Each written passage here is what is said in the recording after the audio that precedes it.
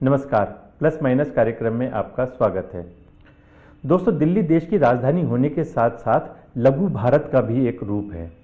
कुछ लोग दिल्ली को देश का दिल भी मानते हैं, क्योंकि देश की धड़कन अगर पहचाननी है, जनता का मूड अगर भांपना है, तो बस दिल्ली को देख लो। इसीलिए जब भी लोकसभा के चुनाव होते हैं तो जो तस्वीर पूरे देश भर में उभर कर आती है, लगभग वही दिल्ली की भी होती है। 1977 में इमरजेंसी के बाद जब कांग्रेस विरोधी लहर थी तो दिल्ली में 7 सीटें जनता पार्टी को मिली। उसके बाद जब 1980 में चुनाव हुए तो कांग्रेस के पक्ष में हवा थी, इसलिए कांग्रेस को 7 सीटें मिल गई। 2014 के चुनाव में पूरे देश भर में मोदी लहर थी तो दिल्ली की जनता ने 7 सीटें भाजपा की झोली में डाल दी। और अभी हाल ही में जो चुनाव हुए 17वीं लोकसभा के, उसमें फिर दोबारा से क्योंकि देश में मोदी लहर थी तो 7 सीटें एक बार फिर भारतीय जनता पार्टी को मिली।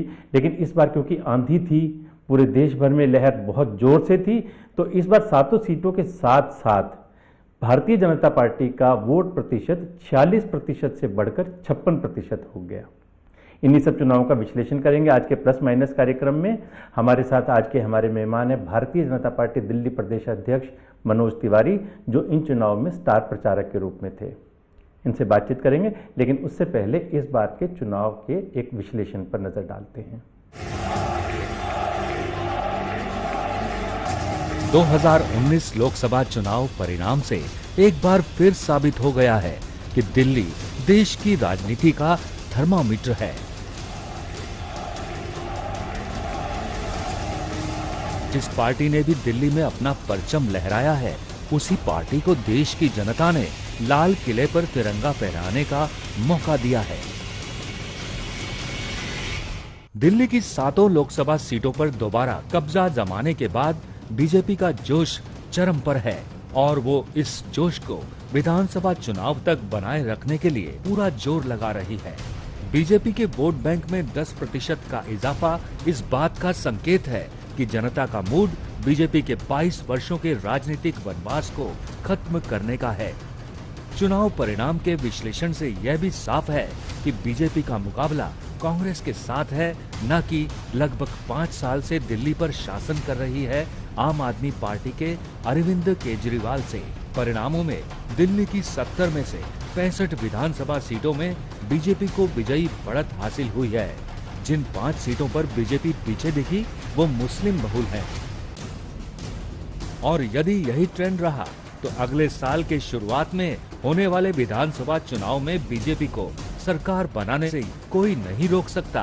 प्रधानमंत्री मोदी का चेहरा बीजेपी के चाणक्य अमित शाह की रणनीति और प्रदेश बीजेपी के अध्यक्ष मनोज तिवारी की मेहनत से दिल्ली की जनता में बीजेपी के प्रति एक पॉजिटिव लहर पैदा की है। और यदि ये लहर विधानसभा चुनाव तक कायम रही तो पार्टी का नारा कि देश में मोदी और दिल्ली में बीजेपी को सच होने से कोई नहीं रोक सकता।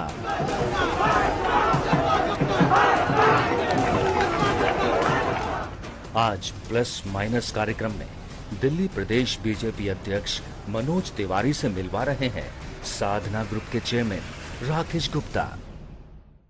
मनोज जी, आपका प्लस माइनस कार्यक्रम में बहुत बहुत स्वागत है। सबसे पहले आपको ढेरों शुभकामनाएं, बधाई। दिल्ली की 7 सीटें आपने जीती और जोरदार तरीके से जीती। बहुत बहुत धन्यवाद आपको राकेश भाई साहब। आपने पहले भी चुनाव के पहले भी प्लस माइनस में हमें बुलाया था और प्लस माइनस के सभी दर्शकों को भी मैं मनोज तिवारी प्रणाम करता हूँ। मनोज जी, इस जीत का सेहरा आप किसके सिर पर बांधना चाहेंगे? मोदी जी के नाम पर, उनके काम पर, या आपकी रणनीति पर? इस चुनाव में आपने खास तौर से स्टार प्रचारक के रूप में पूरे देश भर में भी दौरा किया। कई जगह आप जहां जहां आप गए वहां पर विजय हासिल की। उस सब पर भी हम चर्चा करेंगे, लेकिन सबसे पहले हम जानना चाहेंगे कि इस जीत का श्रेय आप किसे देंगे? देखिए, 2019 का जो रिजल्ट है, इसमें कोई दो राय नहीं कि इस महाविजय का महानायक नरेंद्र मोदी जी हैं। और सिर्फ उनके नाम से नहीं, काम से जनता ने आशीर्वाद दिया है। जनता का जितना भी हम लोग शत वंदन करते हैं, जनता जैसे जागरूक हुई है, जैसे जाति पाति की दीवारें गिरी हैं, जैसे विकासवाद का रथ चला है, राष्ट्रवाद पे जिस पर विश्वास हुआ है, तो इसके लिए जनता जनार्दन का शत शत अभिनंदन है। लेकिन इसके साथ साथ हमारे राष्ट्रीय अध्यक्ष अमित शाह जी की योजनाएं, नरेंद्र मोदी जी की किए हुए काम को किस योजना से जमीन तक ले जाना है, मैं समझता हूं कि अमित शाह जी का ये प्लानिंग कमाल की थी। और जो हमारे बीजेपी के कार्यकर्ताओं ने मेहनत किया है, वो सब देव दुर्लभ कार्यकर्ता, सबको इस समय हम जनता को प्रणाम करते हैं, अपने कार्यकर्ताओं का धन्यवाद करते हैं। मनोज जी, अगर हम दिल्ली के चुनावों का विश्लेषण करें नतीजों का, तो आप 7 सीटें जीते, 46% पिछली बारी वोट मिले थे, इस बार 56% बढ़ गए, मतलब कितने बड़ा जंप मिला है। लेकिन आपने 65 विधानसभा क्षेत्रों में लीड लिया, अगर हम उसको एमएलए कॉन्स्टिट्यूएंसीज के हिसाब से एनालाइज करें तो। जो 5 जगह आप पीछे रहे, वो सारे क्षेत्र ऐसे थे जहां मुस्लिम जनसंख्या ज़्यादा है। तो क्या हम ये कंक्लूड कर सकते हैं कि दिल्ली में मुस्लिम समाज ने बीजेपी को नकार दिया? मैं बिल्कुल ऐसा नहीं मानता। 70 विधानसभाएं हैं और हम लोग 7 लोकसभा जो जीते हैं, उसका अगर विधानसभा वार आप गणना करिए तो सिर्फ 5 विधानसभा में हम हारे हैं, बाकी 65 विधानसभाएं हम लोग जीते हैं। लेकिन ये कहना कि हमको मुस्लिम समाज का वोट नहीं मिला, ये सही नहीं है। कई ऐसे बूथ हैं, क्योंकि इसके लिए बूथ पे जाना पड़ेगा ना, तो कई ऐसे बूथ हैं जो कि मुस्लिम बहुल ही हैं और वहां भी हम जीते हैं। तो ये जो एक छल किया गया था विपक्षी दलों द्वारा कि मुस्लिम को बीजेपी से नहीं सटने देना है, ये इस बार टूटा है। ठीक है, हम 5 विधानसभा भी वही हारे हैं विधानसभा वार अगर देखा जाए तो, जहां मुस्लिम बहुलता है। लेकिन मुस्लिम बहुल तो 7 सीटें हैं ना दिल्ली की, जिस पे मुस्लिम समाज जिसको चाहेगा वही जीत सकता है, तो हम 2 कैसे जीत गए? तो इसलिए हम इस पे नहीं हैं। और शायद यही कारण है कि नरेंद्र मोदी जी ने जब नेता चुने गए वो प्रधानमंत्री के लिए सब सांसदों के द्वारा, एनडीए के द्वारा, तो उन्होंने पहली बार क्या कहा कि अब हमें सबका साथ, सबका विकास और सबका विश्वास जीतना है। तो हम इससे बिल्कुल निगेटिव नहीं है। हाँ, अभी भी एक बड़ी संख्या में मुस्लिम भाई बहन हम लोगों से दूर हैं, लेकिन अब उन्होंने सोचना तो शुरू कर दिया है। इसलिए हम ये विश्वास करते हैं कि हम अपने अच्छे कार्यों से, अच्छी योजनाओं से, बिना किसी की पूर्वाग्रह के जो हमने काम किया है, उससे ये धर्म, जाति धर्म की दीवारें, जाति की दीवारें तो गिरी ही हैं, धर्म की भी बहुत गिरी हैं, रिलीजन की, लेकिन भविष्य में हम इनका बहुत सपोर्ट मिलेगा, ऐसा हमें विश्वास है। कुछ अब मिला है, कुछ कल मिलेगा, जहां नहीं खिला वहां भी कमल खिलेगा। बहुत सुंदर। मनोज जी, आपको लगता है कि अभी 1 साल से भी कम समय रह गया विधानसभा चुनाव का, आपको लगता है कि इसी तरह के नतीजे आप देखते हैं कि अगले साल जो चुनाव होंगे विधानसभा के, ऐसे ही देखने को मिलेंगे? बिल्कुल मिलेगा भैया, मेरा ये विश्वास है। मुझे नवंबर में 3 साल हो जाएंगे प्रदेश अध्यक्ष बने हुए, और मैं जब से प्रदेश अध्यक्ष बना, मैंने प्रदेश अध्यक्ष बनने के 15 दिन बाद ही हमने अपने एक स्लम बस्ती में प्रवास किया। पूरी रात रहे, उन्हीं के यहाँ खाना खाए, उन्हीं के टॉयलेट यूज किए, टॉयलेट नहीं था तो दूर गए, टॉयलेट की दुर्दशा थी तो उसको भी देखा हमने। धीरे धीरे हम 20 प्रवास ऐसे किए जो झुग्गियों में, अनऑथराइज्ड कॉलोनियों में, गांवों में, दिल्ली के कुछ डेवलप्ड कॉलोनियों में भी गए, और हमने सबकी समस्याओं को समझ करके जो जिस तरह से उनको ट्रीटमेंट देना शुरू किया है पॉजिटिविटी के साथ, उसमें लोगों को अब ये विश्वास हो गया है कि दिल्ली की दुर्दशा का कारण लगभग 20 वर्षों से दिल्ली में भाजपा का नहीं होना है। और पिछला 5 साल तो आपके समक्ष है ना। अरविंद केजरीवाल जब से आए, जो कांग्रेस के 15 साल के शासन से जो दुर्दशा थी पानी नहीं मिलता था, टैंकर माफिया फल फूल रहे थे। अरविंद केजरीवाल ने खुद कितने आरोप लगाए, उन्होंने नई नई बातें की और लोग, दिल्ली के लोग उनसे आशा पाल लिए। लेकिन आज 53 महीने बाद क्या स्थिति है? सब कोई पछता रहा है, ठगा हुआ महसूस कर रही है दिल्ली।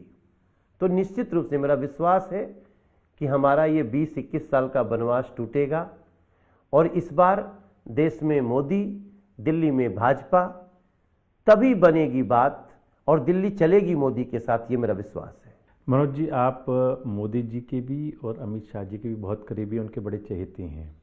आपकी लीडरशिप में दिल्ली ने तीनों एमसीडी के चुनाव भी जीते, इस बार 7 लोकसभा की सीटें भी जीते। दिल्ली से डॉक्टर हर्षवर्धन को मोदी जी ने अपनी टीम में लिया, कैबिनेट में लिया जी। आपके लिए शायद उनके दिमाग में कुछ और बड़ी पिक्चर है, दिल्ली की जिम्मेवारी आपको देने वाले हैं। अब तो हम आप कल्पना ही कर सकते हैं कि वो कैसी पिक्चर है। लेकिन देखिए, हमारा एक लक्ष्य है, उसमें एक लक्ष्य तो पूरा हो गया। हम चाहते थे जिस दिन राजनीति में आए कि कम से कम 10 साल ये देश नरेंद्र मोदी जी के नेतृत्व में चले।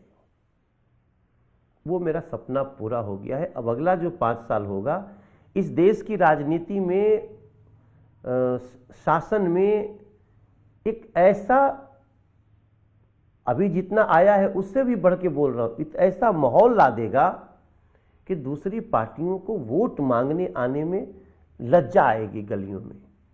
और एक छोटा सा लक्ष्य हमारा बचा, हमें भी सुन सुन करके दुख होता है कि हम 21 साल से बीजेपी दिल्ली सरकार में नहीं है। और जो लोग आए, भ्रष्ट लोग आए, किसी ने कॉमनवेल्थ घोटाला कर दिया, कोई आया तो एकदम हवाला कारोबार में लिप्त हो गया, कोई आता है तो जमीन घोटाले में लिप्त हो जाता है। तो इन सारी चीजों से दिल्ली बचेगी कैसे? उस दिल्ली को 5 साल का समय लेकर के, जब बीजेपी दिल्ली में आ जाएगी, नरेंद्र मोदी जी प्रधानमंत्री रहेंगे, दोनों एक साथ होना चाहिए। दिल्ली, देश में प्रधानमंत्री नरेंद्र मोदी जी रहे और दिल्ली बीजेपी के हवाले रहे। उस 5 साल में ये दिल्ली अपने सर्वश्रेष्ठ वैभव को पाएगी, ऐसा मेरा विश्वास है भाई साहब। हम ऐसा मान सकते हैं कि एक नेचुरल कैंडिडेट के रूप में आप दिल्ली में भारतीय जनता पार्टी का मुख्यमंत्री का फेस रहेंगे आने वाले चुनाव में? ये हमारे लिए मायने ही नहीं रखता है। हम जिस लक्ष्य को लेकर चल रहे हैं राकेश जी, उसमें हमारे मन में ये आता ही नहीं है। जब कोई पूछता है ना, तो मैं तो प्रदेश अध्यक्ष हूं, मुझे तो पार्टी को दिल्ली की 21 साल के वनवास को हटा करके वापस लाना है। This is my responsibility. और जहां तक मुख्यमंत्री का बात रहा, तो ये हम और हमारे साथी भी तय नहीं कर सकते। ये तय या तो हमारा जो पार्लियामेंट्री बोर्ड है वो करेगा, हमारे शीर्ष नेतृत्व करेंगे, तो उसमें जाने की आवश्यकता ही नहीं है, क्योंकि यही एक मुद्दा है जो कि हमें बांटता है। हम उसमें नहीं जाएंगे। हमारा मूल उद्देश्य है दिल्ली में बीजेपी की सरकार हो, जो हमारे केंद्रीय नेतृत्व कहेंगे हम उसी को। नरेंद्र मोदी पे विश्वास है तो उनका एक इशारा, उनकी सूचना आएगी, हमारा सोचना बंद हो जाएगा। मनोज जी, ये तो थी बातचीत दिल्ली के चुनाव को लेकर के। आप एक स्टार प्रचारक के रूप में आपने पूरे देश भर में भ्रमण किया और आपने जगह जगह जाकर के सरकार की उपलब्धियों को भी लोगों को गिनाया, और आपकी एक जो कलाकार वाली छवि थी उसके कारण से निश्चित रूप से भारतीय जनता पार्टी को लाभ भी मिला। कैसा वो आपका एक्सपीरियंस रहा और चुनाव पर उसका क्या असर रहा, उसके बारे में हम चाहेंगे एक छोटे से ब्रेक के बाद।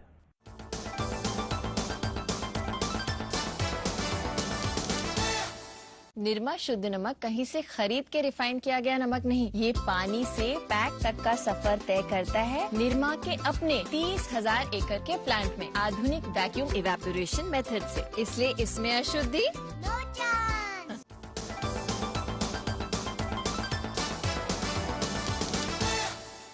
प्लस माइनस में आपका एक बार फिर स्वागत है। आज हमारे साथ हैं दिल्ली प्रदेश के भारतीय जनता पार्टी अध्यक्ष मनोज तिवारी जी। मनोज जी, हम ब्रेक पर जाने से पहले बात कर रहे थे कि आपने स्टार प्रचारक के रूप में पूरे देश में भ्रमण किया और आपका एक गाना बड़ा लोकप्रिय हुआ, बच्चों की जुबान पर था, खूब चल रहा था। एक बार पहले उस गाने से शुरुआत करेंगे, फिर बात करेंगे आपसे देश भर के बारे में। गाने तो बहुत सारे बने थे, लेकिन एक ऐसा गीत था जो मैं अचानक, जो हमारा दिल्ली में पूरे भारतीय जनता पार्टी का वो कार्यकारिणी परिषद हुई थी, महासम्मेलन हुआ था 15,000 लोगों का, तो मैंने प्रधानमंत्री जी के सामने ये लाइन गाई थी मैं स्वागत भाषण में कि भारत के गौरव का हो रहा मुहूर्त है, 5 साल और हमें मोदी की जरूरत है, मन उसका साफ है, कर रहा इंसाफ है, नियत में खोट नहीं है, हो रहा विकास है, सीमा पे आंख उठाए अब किसकी जुर्रत है, 5 साल और हमें मोदी की जरूरत है। इस देश का सबसे गर्व, आप कोई खूब लड़के क्लबों में डांस कर रहे हो, ये कर रहे हो, रोमांटिक गाने चल रहे हो, लेकिन आप एक बार गाना बजा दीजिए कि अपनी आजादी को हम हरगिज मिटा सकते नहीं, वो नशे में भी होगा तो नशा टूट जाएगा। यस, सर कटा सकते हैं लेकिन सर झुका सकते नहीं। उस देश में आप ये कहते हो कि हम देशद्रोहियों को सजा नहीं देंगे, उनके देशद्रोह का कानून हटा देंगे, तो जैसे ही मैं कहता था कि 5 साल और हमें, तो जनता कहती थी मोदी की जरूरत है। इसको विपक्ष के लोग समझ नहीं पाए, विपक्ष के लोगों ने नरेंद्र मोदी की पॉजिटिविटी को नहीं समझा, जनता ने समझा। तो जब मैं पहली बार गाया था तो मेरे राष्ट्रीय अध्यक्ष जी तो उतनी योजनाओं में लगे रहते हैं, उनकी मुस्कुराहट देखने के लिए हम लोग बड़ा लंबा इंतजार करना पड़ता है। लेकिन मैं जब गाना गाया तो वो ताली बजा के और खूब खुश थे, तो मुझे लगा कि इस देश के एक नवीन चाणक्य को, जो देश के वैभव को अमित शाह जी ले जा रहे हैं पराकाष्ठा पे, अगर उनके चेहरे पे मुस्कान आई, उनको बात अच्छी लगी, तो यह देश को लगेगी, और लगी भैया ना। और इस बार के चुनाव में खास तौर से जात पात का बंधन खत्म हो गया। यूपी और बिहार के अगर हम नतीजों को देखें तो लोगों ने कास्टिज्म से ऊपर उठ करके राष्ट्रवाद के नाम पर वोट दिया। मैंने इस बार चुनाव होने से पहले उत्तर प्रदेश में भोजपुरी में एक ट्वीट किया था कि पूर्वांचल के गली गली में मोदी मोदी गूंज रहल बा, जाति पात के गिरल देवलिया सब विकास के पूज रहल बा। जाति पात की दीवारें गिर गई, महामिलौटी गिरल बनौटी सब अपने में जूझ रहल बा, हर हर मोदी घर घर मोदी सबके फुलवे सूझ रहल बा। वो कमल का फूल, हमारे देश के गांव में जाइए ना तो कमल उमल नहीं कहते हैं, कहा भैया कहाँ उठ पड़ी, फूल पर। मैं आपको एक वीडियो दिखाता हूं आपका, जो आपने इलेक्शन के दौरान दिया था। मेरा मानना है कि 350 प्लस जाएंगे, 350 प्लस जाएंगे, क्योंकि देश 2014 में आशा का देश था, आस का देश था, तब हम 333 गए, अब तो विश्वास का देश है, अब तो 350 के पार। आपने कहा था कि भारतीय जनता पार्टी को 293 के करीब सीट मिलेंगी, 295, और एनडीए को 350, और लगभग वैसा ही नतीजे सामने आए। तो ये सब आपको कैसे लगा, कि कैसे आभास हुआ कि हम इतनी सीटें ले लेंगे? देखिए, हम 100% पॉलिटिकल नहीं हैं, हम थोड़ा दिल से सोचना चाहते हैं और दिल से सुनना चाहते हैं। जो मेरी मरमरिंग आती है ना कानों में, जो लोगों का चेहरे का भाव है, तो आई वांट टू रीड, मैं पढ़ना चाहता हूँ।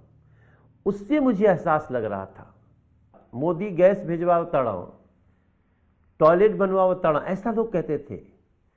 तो भैया ये टॉयलेट और गैस जो है ना, ये तो इज्जत से जुड़ी हुई चीज है। दुल्हन आई घर में, पता चला उसको शौचालय नहीं, बाहर जाना पड़ रहा है, रात का इंतजार करना पड़ रहा है, दिन भर उसको दबा के रखना पड़ रहा है, अपनी शौच शारीरिक प्रक्रिया वो रुक गई, और घर में गैस, जिसके लिए लोग बिजली के लिए लोग जाते थे शहर में, कि शहर में जाएंगे तो गैस पे खाना बनाएंगे, धुआं नहीं लगेगा, गांव में शुरू हो गया। तभी मैंने फील किया ये देश बदल रहा है।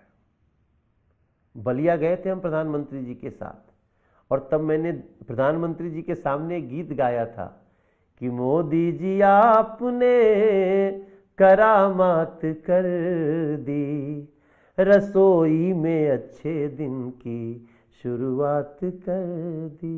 मैंने मंच से गाया था ना, 3 लाख आदमी थे, तो गांव के लोगों को अच्छा लगा।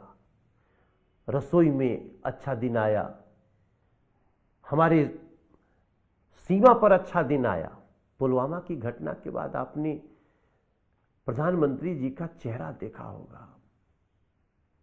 यहां ट्रेन का उद्घाटन था भाई साहब, वंदे भारत का, और मुझे लगा कि वो कैंसिल हो जाएगा। प्रधानमंत्री ने कैंसिल नहीं किया, आए, भाषण दी और कहा। पहली बार एक प्रधानमंत्री को कहते हुए सुना गया कि सेना को खुली छूट दे दी है। ये सब तो अंदर बंद कमरे में होता था, नहीं होता था, जो भी होता था।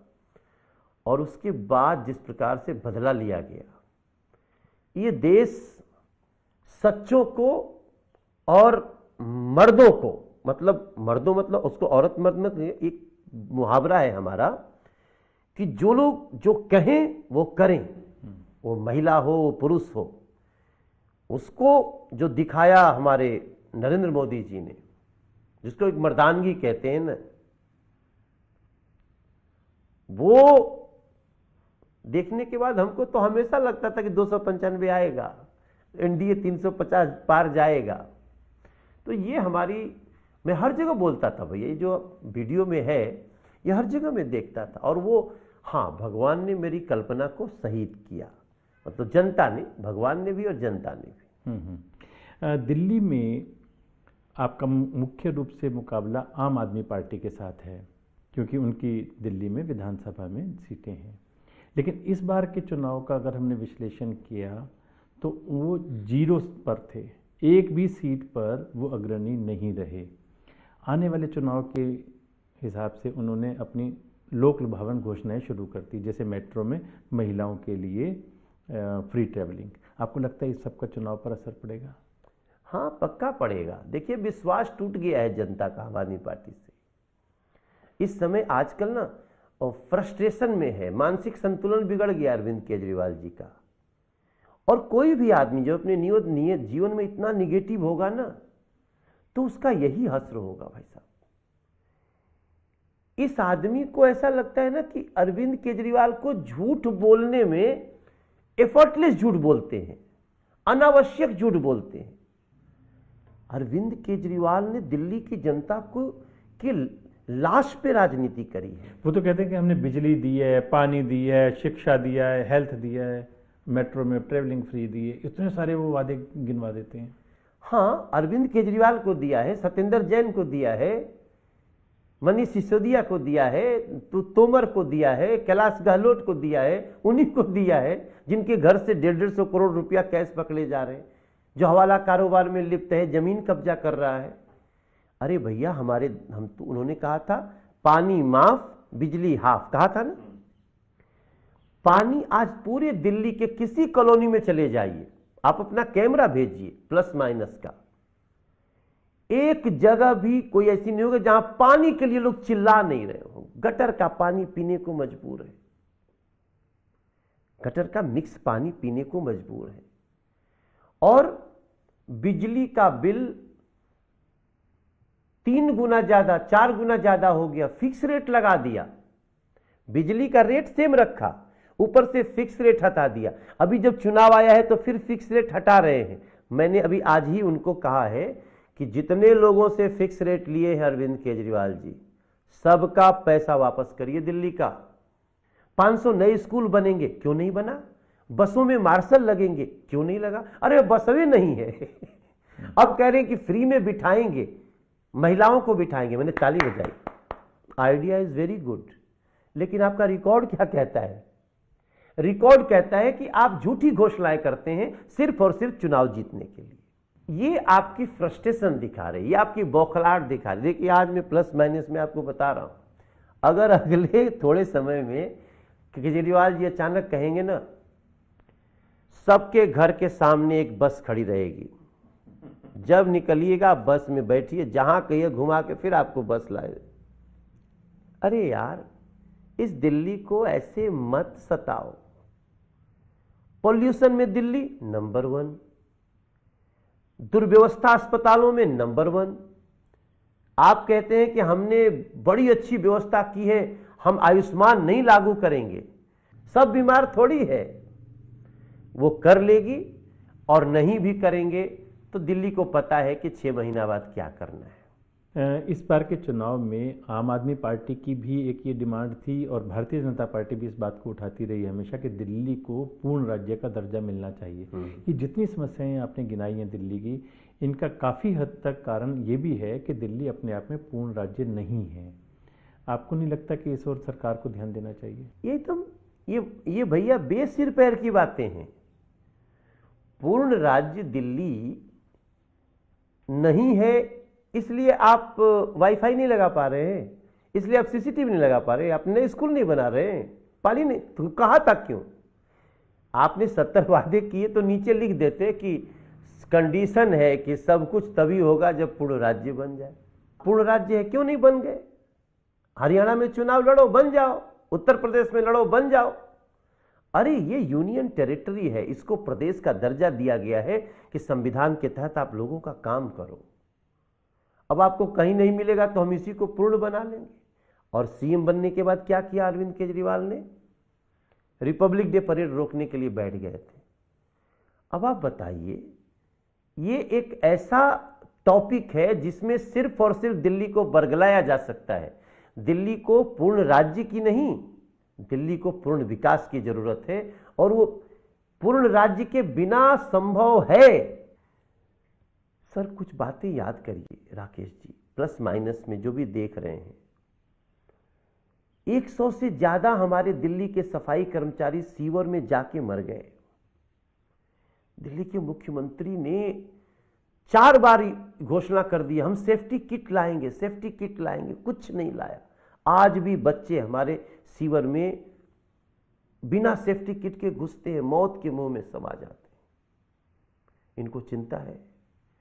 जब ठंड आती है हर साल 800 आदमी सड़क पे मर जाता है। सर देश की राजधानी में आदमी ठंड से ठिठुर के मर जाए। सर इनकी पूरा चरित्र चित्रण 4 लाइन में हो सकता है कि उखड़ा खूंटा फटा लंगोट, बड़ी जोर की लगी है चोट, दिल्ली एक बार बुरी फंस गई, अब ना मिलेगी आपको वोट, अब न मिलेगी आपको वोट, चाहे कितना भी कर ले साजिश।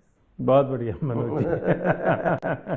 आने वाले चुनाव के लिए आपने भूमिका बहुत अच्छी तैयार कर ली है, और वाकई दिल्ली में बहुत सारी समस्याएं हैं, और उसका हल तभी हो पाएगा जब एक बहुत कर्मठ मुख्यमंत्री दिल्ली को मिलेगा। और पॉजिटिव कर्मठ और पॉजिटिव, जिसको सकारात्मक बात करनी हो, उसको अगर किसी बात पे अच्छा लगा, उन्होंने किया ना कि बसें में महिलाएं फ्री बैठे, मैंने स्वागत किया, गुड आइडिया, बट वो इंप्लीमेंट नहीं कर सकते, क्योंकि जब इसमें हम अभी तो प्लस माइनस का समय कम है, जितना पैसा लगेगा।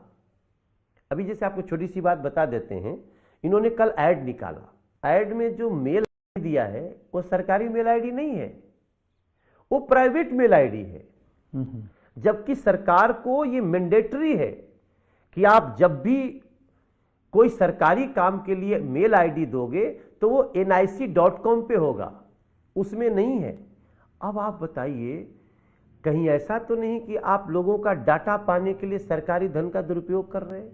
इसलिए इस दिल्ली को ना पॉजिटिव व्यक्ति चाहिए। आप हमारे लाख शत्रु हों, हम शीला दीक्षित जी से लड़े, लेकिन लड़ने के बाद हम जाके उनसे मिल के आए। हमने बहुत अच्छा जेस्चर था आपका, जीतने के तुरंत बाद उनके पास। तो ये राजनीति में होना नहीं चाहिए sir. We are political enemies, हम विचारों की हमारी लड़ाई हो सकती है, हम कोई पर्सनल शत्रु नहीं है। बट ये हमारे नरेंद्र मोदी जी ने जो माहौल बनाया, सबका साथ, सबका विकास, सबका विश्वास, इतनी बड़ी विजय के बाद इतनी उदारता, और अरविंद केजरीवाल की इतनी बड़ी विजय के बाद 70 में 67 सीट, इतनी नकारात्मक निगेटिविटी। तो ये अरविंद केजरीवाल को समाप्त कर चुकी है। और कोई जितना ये उल्टा लटक जाएंगे ना, झूठ पे झूठ जो भी कर लें, अगर ये इधर कुछ कर भी दिए तो भी लोग यही पूछेंगे भैया तुम जो कर ही सकते थे तो 5 साल क्यों नहीं किया। इट मीन्स कि अरविंद केजरीवाल निगेटिविटी की हद में है और वर्तमान बीजेपी पॉजिटिविटी की हद में है, और इस पॉजिटिविटी पे हम दिल्ली में अपनी सरकार बनाएंगे। बहुत बहुत शुभकामनाएं मनोज जी। दिल्ली के लोगों को केवल एक लोकसभा सदस्य के रूप में नहीं वो आपको देखना चाहते, वो आपसे बहुत बड़ी अपेक्षाएं लिए हुए हैं और हम आपके उज्जवल भविष्य की कामना करते हैं। हम प्रार्थना करते हैं भगवान से कि आपको दिल्ली को चलाने का, एक बहुत अच्छे ढंग से दिल्ली को विकास के पथ पर ले जाने का आपको एक मौका मिलेगा। इन्हीं शुभकामनाओं के साथ और आपको मैं भी बधाई देता हूं। आप इतने अच्छे प्रखर पत्रकार के गुण हैं आप में, और प्लस माइनस पे आप धमाल कर रखे हैं। आपको और इस टीम को बहुत बहुत धन्यवाद। बहुत बहुत धन्यवाद। आज प्लस माइनस में हमारे साथ थे मनोज तिवारी जी। अगले सप्ताह फिर मुलाकात होगी। नमस्कार।